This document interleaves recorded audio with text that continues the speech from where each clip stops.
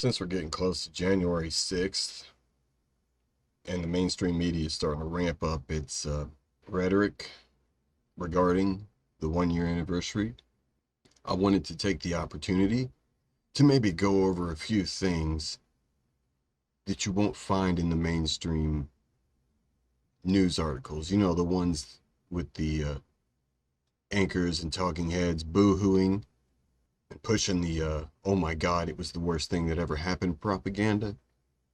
Let's go over a few things you probably won't hear from them. Who's Ray Epps? Do you know who Ray Epps is? Let me show you who Ray Epps is. Tomorrow, we need to go into the Capitol. Into the Capitol. What? No! Peacefully. Fed. Tomorrow, I don't even like to say it because I'll be arrested. Well, let's not say it. We need to go. I'll say it. All right. We need to go in. That's Ray Epps. We need to go into the Capitol.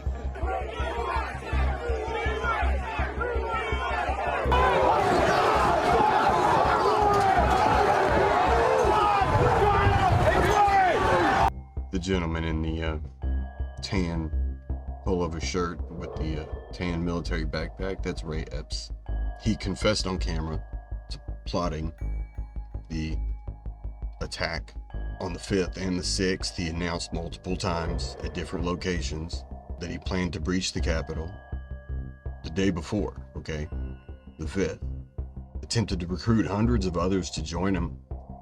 He led the breach himself. You just saw it happen, 12:50 to 12:53 p.m. Mr. Epps is not covered by the mainstream press. Seems to me like he was the leader. Wonder why that is. The FBI originally put Mr. Epps on its Capitol Violence Most Wanted list.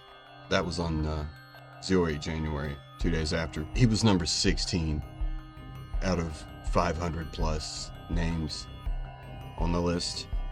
Number 16. As of 6 months later, 30 June 2021, still no charges filed against Mr. Epps. No warrants issued.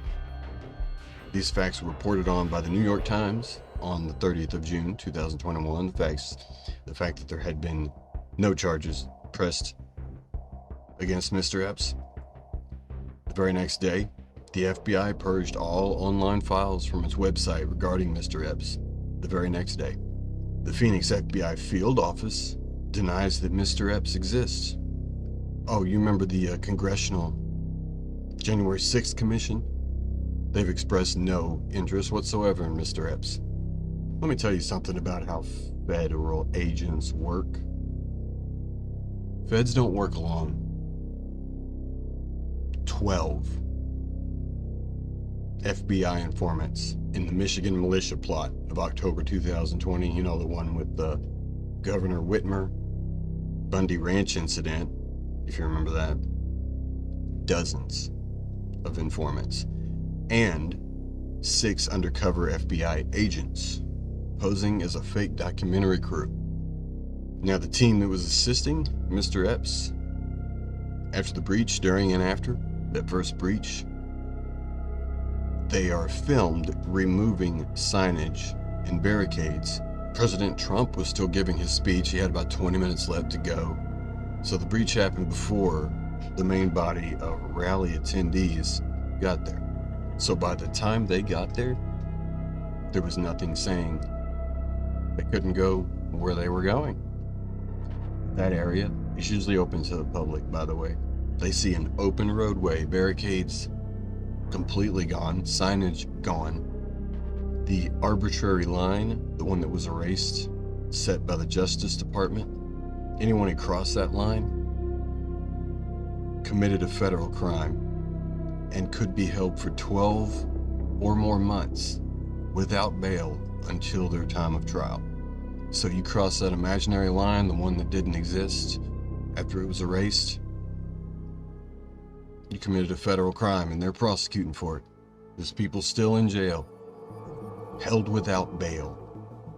Here's the breach point, what it looked like. See what I can view, man. All these The people are grass is committing wild. federal crimes. Hi. Hello, go ahead. No, go ahead. I'm waiting for my husband. Now this video that I'm about to show you is shot past the breach point. You tell me what the gentleman in the black sunglasses is doing. By the way, how many people there are wearing dark sunglasses? It's a cloudy day. Cold, cloudy day.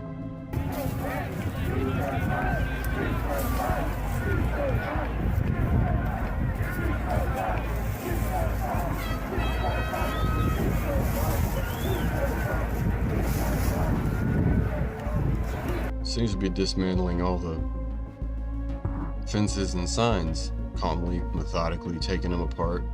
Now this individual is not on the wanted list at all. There were no charges filed. In fact, he was actually photographed sitting at that location at 12:31 p.m. before Epps and the initial breachers even arrived. Let me show you a photograph of him sitting there. There he is. Yep, just hanging out. Maybe just like staring at a fence, maybe like staring at the building. There's another individual that was really spurring him on. He was standing atop a scaffold structure built for the media to cover the back terrace of the Capitol building. He had a very high-powered megaphone. He was yelling commands to the crowd, saying things like, "Don't just stand there, keep moving," pleading for the crowd to enter the building, stating that the people inside needed their help. He did this for 19 minutes straight, hour and a half. Another individual attempted to read a speech next to him on the scaffolding. Scaffold guy overrode him. He was heard saying, "Tell them to move forward. That's all they need to know right now. They need to move forward." Didn't sound like he was too concerned with ideals. He had one mission, and that mission was to get people into the Capitol. That's it. The why, the ideology, none of that seemed to matter to him, just to get people in there. This person's not on the wanted list either. No charges have been filed. FBI won't acknowledge his existence. I'll show you a video of him. Move forward! Stop the bleachers! Save your country! Don't just stand there! Move forward! Move forward! Help somebody over the wall! Help somebody over the wall! Move forward! Just move forward. That's all. That's all he wants. Just wants you to keep going. Why? Don't ask why. Just go. Okay, we're in! We're in! Come on! We gotta fill up the Capitol! Come on! Come now! Come now! We need help! We're gonna fill up the Capitol! They got in! Come on! Wanted to add something after doing a little bit more research. I did realize that the individual sitting on the wall next to black sunglass guy is scaffold guy. It's hard to see his face in that video since it was filmed at the bottom of the scaffold. Here's some close-up images just so you're sure. They're sitting on the same wall at the same time.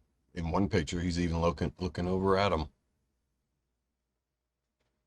as black sunglass guy looks backwards towards the people that are coming in. Small world. Let's talk about the guy wearing the black ski mask.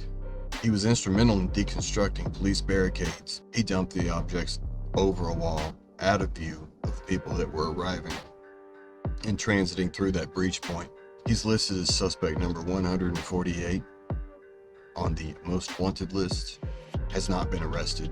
The thing about it is, the FBI knows exactly who he is, because the day before, he had been pulled out of a van suspected of harboring weapons and explosives parked in front of the United States Department of Justice. There were 3 people in that van. They were all 3 removed from the van. Dozens of officers were involved in this. They actually had to go into the van through the roof for fear of what might be in there. This happened on the 5th of January.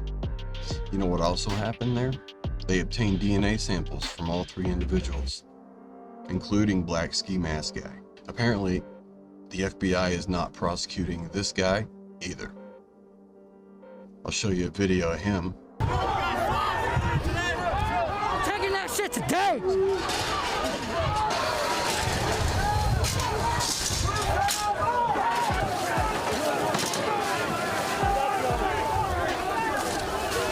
Who are these people? Right there, it says the FBI doesn't know who he is. The press put it together, the independent press, they put him together pretty quickly with the same person that was pulled out of that van the day before. The FBI can't figure that out. They obtained DNA samples. The FBI can't figure that out. Can't talk to the Capitol Police. They're the FBI. DNA swab. Yeah. See if our DNA matched the weapons that were found on the vehicle. How many weapons? I don't know. How many weapons did they find? I think one or two. They were pretty quick at getting. They were also hinting that there was a bomb on the bus. That's so weird that they asked y'all for a DNA sample. And that was Did you? What did you find in there? Do you know? Sir, I can't comment. Is there anyone who's authorized to comment? Nope.